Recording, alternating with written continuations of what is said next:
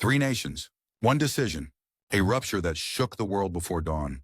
On the 23rd of September 2025, Burkina Faso, Mali, and Niger tore their names out of the Rome Statute and set fire to the illusion of universal justice.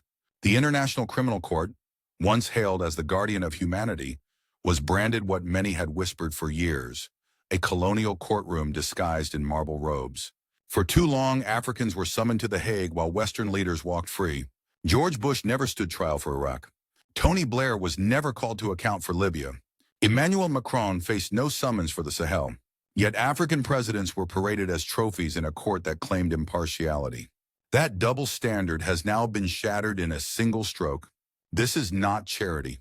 This is not compromise. This is sovereignty, a rebellion against the black robes of Europe, and a cry from the dust of the Sahel. Your laws are not our chains. Your court is not our master. Stay with us. This is more than a headline. It is a turning point in history. Subscribe and walk with us through the story that may redefine Africa's place in the world. The announcement did not come with hesitation. It came with the blunt weight of a decree.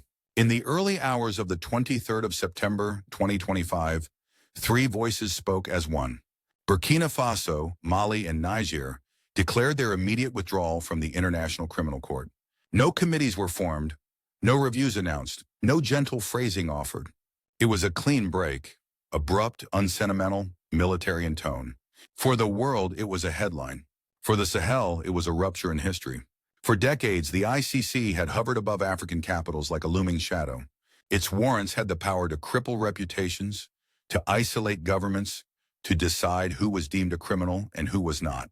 But with this one act, three nations turned the court itself into the accused. The symbolism mattered as much as the legality. This was not a technical withdrawal, not the kind of bureaucratic maneuver buried in the footnotes of treaties. It was an act of defiance, a declaration that Europe's black robes could no longer sit in judgment over Africa's soil. In the words of the joint communiqué, the ICC was a tool of neo-colonial repression. That phrase cut deeper than law books. It carried the anger of decades, the weight of unhealed wounds. The choice of actors amplified the drama. These were not peaceful democracies at rest. These were governments born of coups. Between 2020 and 2023, each of the three nations had been rocked by military takeovers. In Bamako, Ouagadougou, and Niamey, soldiers who had lost comrades in ambushes turned their guns not only against insurgents, but also against their own elected leaders, accusing them of weakness and dependence on foreign powers. The new rulers were men forged in battle. They had buried fellow officers, carried the bodies of civilians from burned villages, and fought without equipment against militants armed with weapons looted from Libya after NATO's war toppled Muammar Gaddafi. In that crucible of violence, their distrust of Western institutions grew. They did not see the ICC as a neutral arbiter. They saw it as one more chain. The Sahel is today the world's deadliest conflict zone. Villages vanish overnight. Farmers fear planting their crops because improvised mines lurk beneath the soil. Border regions dissolve into battlefields where the authority of the state evaporates at dusk. Families flee into makeshift camps, caught between insurgent brutality and the hard countermeasures of armies stretched beyond their limits. This is the reality from which the ICC threatened to extract cases. Trials in distant Europe against soldiers who, in the eyes of their communities, were defenders rather than criminals. To the juntas, the message was clear. Sovereignty could not coexist with such oversight. Every investigation by foreign lawyers was seen as an intrusion into a war that Africa did not start, but was forced to fight. NATO's intervention in Libya had cracked the region open. Weapons, traffickers, and mercenaries flooded south, destabilizing states that had already been fragile. To be lectured by the same powers that had sparked the fire was intolerable. That is why the withdrawal struck with such force. It was not merely the rejection of a treaty. It was the rejection of a worldview. The claim that international justice flowed only from The Hague, that legitimacy could only be granted by Europe, that African sovereignty was conditional rather than absolute. Diplomatic circles from Brussels to Washington reacted with unease. Commentators spoke of a dangerous precedent, of an assault on international norms. But for the Sahel, it was framed not as an exit, but as an emancipation. Not withdrawal, but rebellion. And rebellion carries its own momentum. Once declared, it cannot easily be reversed. That is why this moment is larger than three flags lowered in The Hague. It is the first crack in a system already fragile, the signal that the era of uncontested authority for the ICC in Africa may be ending. Yet the deeper question lingers. Why did this rupture resonate so fiercely, not only in Ouagadougou, Bamako, and Niamey, but across the continent? If this was only about three governments, it would be a headline. But the reason it echoes like thunder across Africa lies in the long, painful history between the continent and the ICC itself. The announcement was not met with silence. It was met with a jolt. Across the Sahel, the withdrawal was celebrated as an act of courage. Crowds in Ouagadougou, Bamako, and Niamey spoke of dignity restored. For years, ordinary citizens had watched African leaders paraded before cameras in The Hague, while European figures stood untouched. Now at last, their governments were saying what many had whispered, enough. The words of the joint declaration spread quickly. Your laws are not our chains. Your court is not our master. That phrase resonated far beyond official speeches. It became a chant in markets and a refrain in conversations. To those living under siege by insurgents, it sounded like the reclaiming of pride, the reminder that even the poorest nations could still choose sovereignty over submission. But while the Sahel echoed with approval, the corridors of Brussels and Washington stirred with unease. Diplomats spoke in urgent tones. Analysts called emergency briefings. Commentators warned of a domino effect. If three nations could leave the ICC today, what stopped five more tomorrow? What if the African Union, long skeptical of the court, lent its voice to an exodus? The implications were seismic. To understand the depth of the reaction, one must revisit the record. Since its creation in 2002, the ICC had opened its first full investigations in Uganda, the Democratic Republic of Congo, and the Central African Republic. Later, Sudan's Omar al-Bashir became the first sitting head of state indicted. Kenya followed. Ivory Coast. Libya. The pattern was undeniable. Africa had become the court's proving ground. Meanwhile, Western leaders were shielded. George Bush ordered the invasion of Iraq. Tony Blair presided over the disaster of Libya. Nicolas Sarkozy and Emmanuel Macron pursued interventions in North Africa. Yet none of them ever faced summons. Not one Western general was prosecuted for civilian deaths in Afghanistan.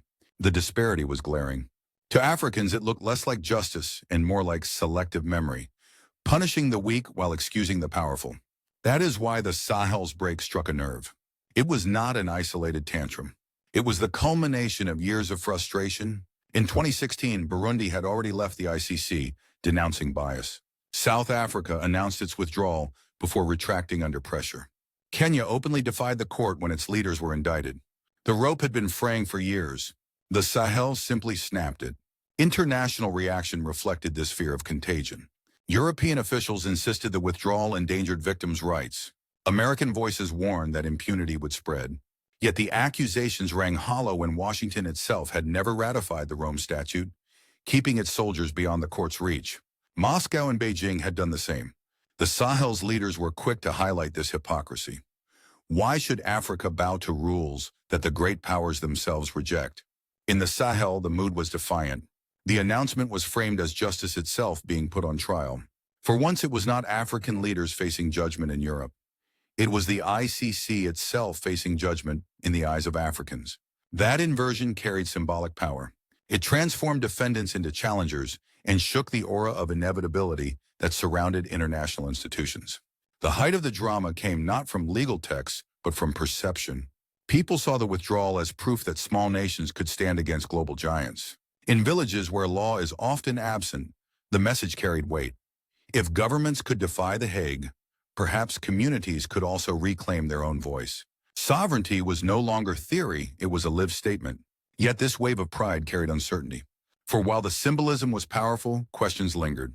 Could these governments truly replace the ICC with credible systems of justice? Would victims of atrocities still see accountability? Or would the withdrawal shield armies from scrutiny? Supporters framed it as liberation.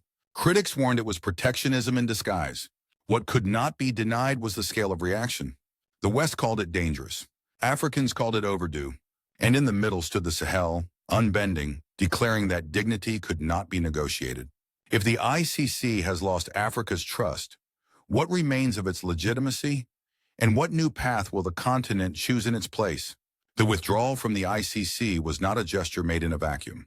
It reverberated immediately through the daily lives of people in the Sahel. where the boundary between law, survival, and sovereignty is painfully thin. For civilians already burdened by war, displacement, and poverty, the act of defiance carried both hope and uncertainty. On the one hand, many citizens viewed the decision as a shield for their armies. In Burkina Faso, Mali, and Niger, soldiers are not distant figures in uniforms. They are cousins, brothers, sons, members of the very villages under attack by insurgents. To place them under scrutiny from The Hague was, in local eyes, to criminalize the act of defense itself. By rejecting the ICC, the juntas declared that no foreign judge would condemn those who fought to protect their homeland. For war-weary populations, this sounded like justice of a different kind, the justice of solidarity. But on the other hand, critics raised warnings. They asked, without international oversight, who would protect civilians from abuses committed by their own armies? Already reports of heavy-handed counterinsurgency tactics circulate across the Sahel. Villages have accused soldiers of collective punishment, of treating entire communities as suspect. Without the deterrent of external courts, would accountability vanish entirely? The fear lingers that the withdrawal might embolden excesses under the banner of sovereignty. The political consequences are equally sharp. For the juntas, the withdrawal became a source of legitimacy. Leaders who had seized power through coups now framed themselves as defenders of dignity. In Ouagadougou, Captain Ibrahim Traoré stood not merely as a soldier, but as a symbol, the embodiment of resistance to foreign interference. The Ibrahim Traoré coup was once described by critics as another setback for democracy. Today, in the narrative of sovereignty, it is presented as a turning point, a reclaiming of self-determination. This reframing is powerful. By tying their rule to the rejection of the ICC, the military governments position themselves as guardians of independence rather than usurpers of power.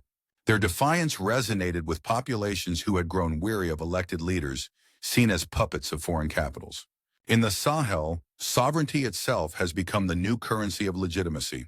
Yet legitimacy purchased this way is fragile. The very people who cheer the rejection of Europe's judges still live under the daily threat of violence and hunger. In camps scattered across Burkina Faso, displaced families wonder whether sovereignty will also bring stability, food, and education. In Mali's central regions, farmers look at minefields and question whether dignity can be harvested alongside millet. In Niger, border villages depopulated by attacks ask whether pride can substitute for safety. The withdrawal may elevate national rhetoric, but the material needs of citizens remain unresolved. The economic dimension cannot be ignored. By distancing themselves from Western institutions, the Sahel states risk losing access to certain forms of aid and international cooperation. Already isolated by sanctions after the coups, the governments now find themselves further detached from structures of global finance and law.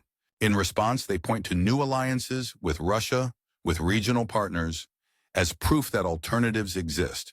Still, the question remains whether these alternatives can fill the vacuum of resources, investment, and humanitarian support.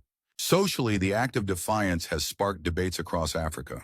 Intellectuals in universities from Dakar to Nairobi speak of a watershed moment, comparing it to earlier waves of decolonization. Others caution that replacing international courts with purely local mechanisms could invite impunity. Yet even those critics admit that the ICC's credibility in Africa has been fatally compromised. The debate has shifted from whether the ICC is biased to what should come after it. For the Sahel, the gamble is immense. By staking their future on sovereignty, they have raised expectations that must be met with tangible results. If new systems of justice rooted in African soil can emerge, the withdrawal will be remembered as an act of courage. If not, it may be remembered as the moment when protection for the powerless slipped away. And so the question grows louder with each passing week. If sovereignty has been reclaimed, who will now deliver justice to the victims of war and the survivors of atrocity? If the ICC has been cast aside, what shape will justice take when it is rebuilt on African soil? The shockwaves of the Sahel's withdrawal did not end at its borders. They traveled swiftly across diplomatic halls, testing the nerves of institutions that had long claimed universality. In Addis Ababa, headquarters of the African Union, debates reignited over whether the ICC had ever served the continent fairly. Many delegates pointed to years of frustration, recalling summit after summit where leaders accused The Hague of hunting Africans. The exit of 3 member states made those complaints more than rhetoric. It made them policy. In Abuja, ECOWAS faced its own dilemma. The bloc had already been fractured by sanctions imposed on the juntas after their coups. Now the withdrawal added a new layer of complexity. Should ECOWAS side with global norms or acknowledge the rising tide of defiance? The choice would shape not only regional security, but also the bloc's credibility in the eyes of its people. Europe responded with alarm. The European Union issued statements warning of a retreat from accountability. Brussels feared not only the symbolic blow, but the precedent it set. If three nations could walk away, what stopped Nigeria, South Africa, or Ethiopia from following? For Europe, the ICC was not merely about justice.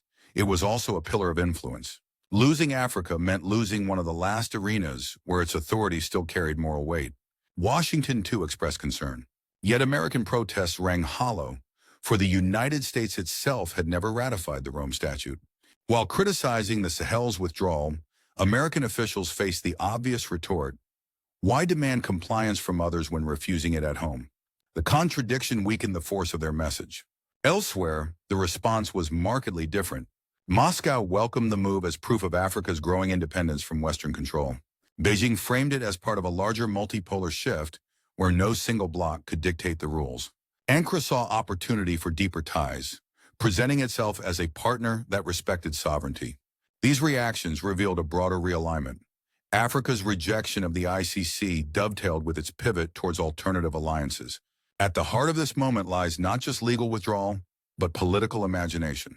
By rejecting a European model of justice, the Sahel is asserting that Africa can build its own. This vision is often described as nothing less than a revolution, not of arms, but of ideas. Supporters call it the Burkina Faso Revolution, a movement that transforms resistance into construction, rejection into creation. The phrase echoes beyond borders, inspiring debates in East and North Africa, where resentment against Western interference runs deep. For international institutions, the danger is clear. If the ICC loses legitimacy, the web of other Western-dominated bodies, from the IMF to the World Bank, may also face sharper scrutiny. What began as a legal rebellion in the Sahel could accelerate into a continental questioning of the global order itself. If justice no longer flows from The Hague, where will Africa's new court rise, and who will dare to recognize it? The withdrawal from the ICC was not the end of a story. It was the opening of a new chapter. For Burkina Faso, Mali, and Niger, the question is no longer whether to submit to external justice. It is whether they can build something credible in its place. The first scenario is one of success. If these nations, together with allies in the alliance of Sahel states, manage to design mechanisms of accountability rooted in African soil, the withdrawal will be remembered as an act of courage. Community-led courts, truth commissions in local languages, hybrid systems that blend professional judges with respected elders. These could form the backbone of a new justice that feels authentic rather than imposed. In such a case, the Sahel will not only have rejected a colonial tool, but will have pioneered a model that others may follow. The second scenario is darker. If no credible alternative emerges, if impunity grows unchecked, critics will call the withdrawal a smokescreen, a way for juntas to shield themselves while civilians remain unprotected. In that version of history, the Sahel's defiance will be remembered not as liberation, but as abandonment. The stakes could not be higher, for failure would hand the West the very narrative it seeks. Proof, they would say, that Africa cannot govern itself without supervision. Yet sovereignty has always carried risk. The leaders of the Sahel insist that true independence cannot be granted from outside.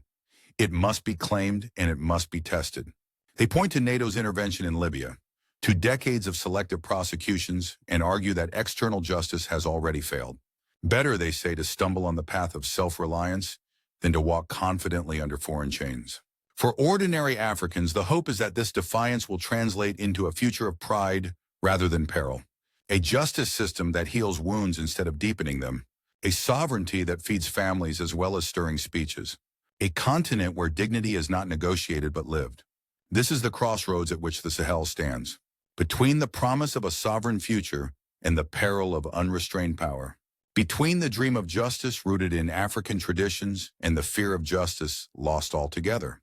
But can Africa truly rewrite the rules of justice? And will the world recognize its authority when it does?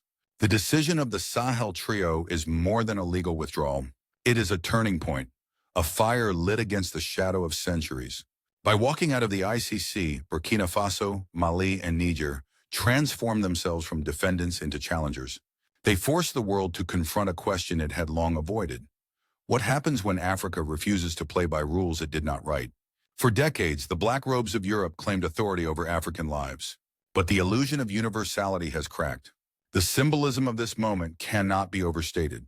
It is not only about treaties or statutes. It is about sovereignty, dignity, and the refusal to accept chains disguised as justice. The Sahel has declared that accountability must rise from its own soil, not be dictated from distant marble halls. Captain Ibrahim Traoré stands as a vivid emblem of this defiance.